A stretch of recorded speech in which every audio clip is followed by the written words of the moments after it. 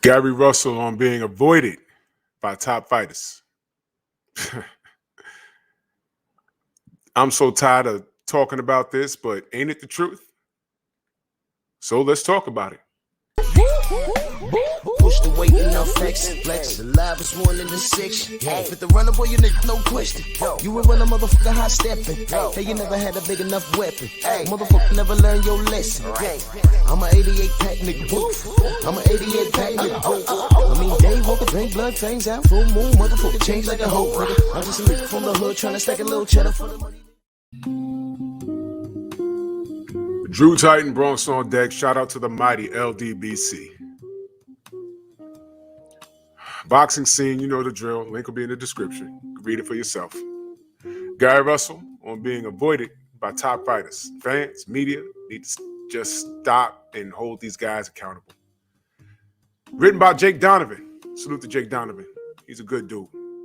Gary Russell Jr. gave up long ago on rationalizing why the other top featherweights refused to get in the ring with him. The long reigning featherweight titleist would like to see someone else run with that baton. Just hold these guys accountable, Russell says. He insisted during a recent Zoom media conference to otherwise discuss his upcoming title defense versus the Philippines' Mark Magsayo. Don't just say it when you're doing the interviews with one another. Ask them the question, why they're not getting in the ring with Gary Russell Jr. The fans need to start boycotting some of these fights. Stop supporting some of these fights that they already know the outcome. What he's saying is, some of these fights you already know what's going to happen. Boycott those. More on that in a second. I have an opinion on that. Russell, 31 wins, 1 loss, 18 knockouts. Returns to the ring January 22nd to face Magsayo, 23 wins, no losses, 16 knockouts. And what will amazingly be his first fight since the pandemic. The near 2-year inactive stretch is excessive even beyond the industry-wide joke of Russell being due for his annual title defense, as he's fought just once per year pre-pandemic since winning the WBC featherweight belt March of 2015. Long reigning. Wow. A win over the unbeaten Magsayo will give Russell just his 6th successful title defense over a span of 7 years. A footnote accompanying the distinction of serving as the sport's longest reigning current male titleist. Longest reigning current male titleist. Longest reigning current male titleist. A lot of that time has been spent pursuing notable fighters in and around the 126-pound division, though largely forced to settle for mandatory title defenses or fights simply with those willing to get in the ring. I take credit for Mark for taking this fight. Notes Russell, 2008 U.S. Olympian and career-long featherweight. I am grateful I have a fellow competitor in Mark who is willing to come forward and bring the best he can, bring the best that he can. It's good for you to feel as though you're the best. It's good for the fans. It's good for those who watch it, and good for the sport or your career in general. It's refreshing to get a fighter willing to put it all on the line to be known as possible the best. That's the article. Here's my opinion. The industry needs to stop effing around. This is unacceptable, what is being done to Gary Russell Jr.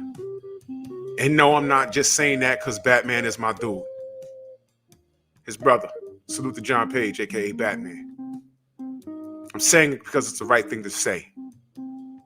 This is ridiculous.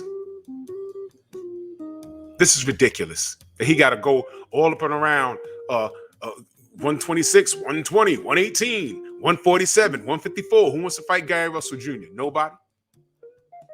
As if he's chopped cheese. Are you guys serious? He says fans need to start boycotting some of these fights. Fortunately, he's right, but unfortunately, these Fighters have such rabid fans foaming at the mouth that enable this behavior. Unfortunately, Gary, you have a belt that belongs to a sanctioning body that does not like you. I'll give you one guess why. Y'all don't know what the sanctioning body is? It's a WBC. Yeah, do your research. I know if Gary Russell popped dirty A&B samples, he'd have been thrown out of boxing in a heartbeat. Mauricio Suleiman wouldn't have said, oh, it's equivalent to 4 Red Bulls, 4 Monster drinks. Get your ass in there and fight. It's okay. But Oscar Valpez could pop dirty for A&B samples for amphetamine. And what are we met with? At least it's not a steroid. It's on the banned substance list. A rule is a rule, right? Go ahead and fight, though, right? So here we have Gary Russell Jr. He can't buy a fight. Guillermo Rigondeaux. He can't buy a fight. Industry-wide joke of Russell being good for his annual title defense. It's not funny, man. That's something that they say in the industry. Oh, well, 12 months in, it's time for Gary to fight. Why does a man at that level of talent can't get anyone in the ring with him? Now, you want some consistency? Get ready. Where's the PBC and Al Haymon in all this? Why isn't anybody speaking up for him, calling out this travesty? Why can't Gary get a fight? What's really going on? Because we've yet to receive an answer. This is ridiculous. And this is unacceptable. This is disgusting. Where's the PBC in all of this? Huh? What is really going on? What is happening? I'm the consumer. I'm demanding because I've spoken to Batman, his brother. He don't know. No one knows what is going on.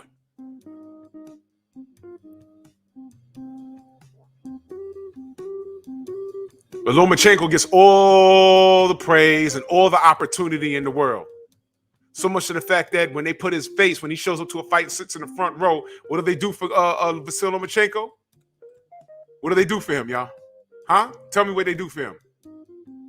Want me to show you? Vasyl Lomachenko shows up to a fight. They do this. Old picture. Remember when he was 14-0? 14 wins, no losses, 10 knockouts? What's wrong with that picture? He lost his second pro fight. And this ain't the first time they did this for him. He lost his second pro fight. So how do you get the 14 wins without going past the second fight? He lost to Orlando Salido. Look it up. He lost. Oh, but he fought Gary Russell Jr. He beat him. Majority decision. That win is questionable. He ain't running back. I know that.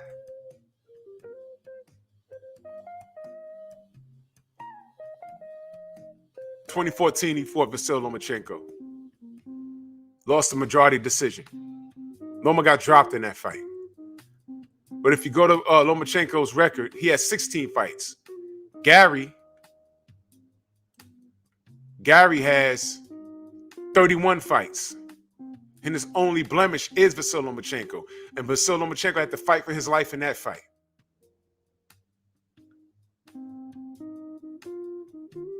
Lomachenko got half the fights that Gary have with 2 losses now. And it's opportunity after opportunity after opportunity after opportunity. So if the PBC isn't sticking up for Gary, what's going on? We know Top Rank ain't going to do it. By the way, where's Nicholas Walters? Remember the Axeman? What happened to him? One loss, disappeared. Haven't seen him since.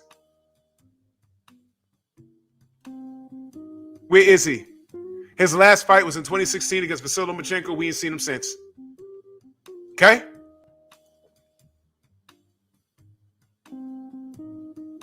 Get out of here, man. Jose Luis Ramirez, first fight. Second fight in 2014, Orlando Salido. Lost. Third fight was Gary Russell Jr. Won a majority decision. Barely won that. And he's gotten opportunity after opportunity after opportunity.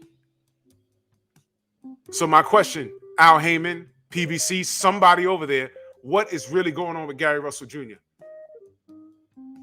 Because I can say, I've spoken to a family member, he wants to fight. But why is he being, here comes the word, why is he being frozen out? Because that's what's happening. Why is Gary Russell Jr. being frozen out? No, same reason why Rigondeaux got frozen out. I guess they're bad for business. I guess no one likes slick boxers, counter punches, defense. Oh, I'm sorry. Isn't that was I talking about Russell and Rigo, or was I talking about Vasily Lomachenko?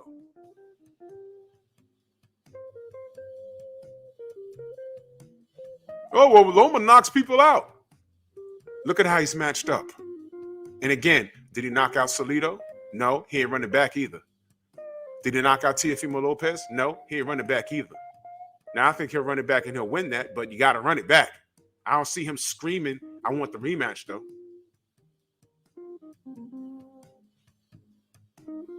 I see the play. Y'all need to cut this nonsense out, man. We see it, we're calling it out. The more you ignore it, the more you expose yourself. Salute to Gary Russell Jr., man. And it's no shade against his upcoming opponent, but I hope he knocks his ass out. I hope Gary knocks him silly. I hope so. Not because I hate his opponent, just off of general principle, because I'm tired of this crap. This is crazy. Salute to Gary Russell. Salute the whole Russell family. Bros on deck. Move!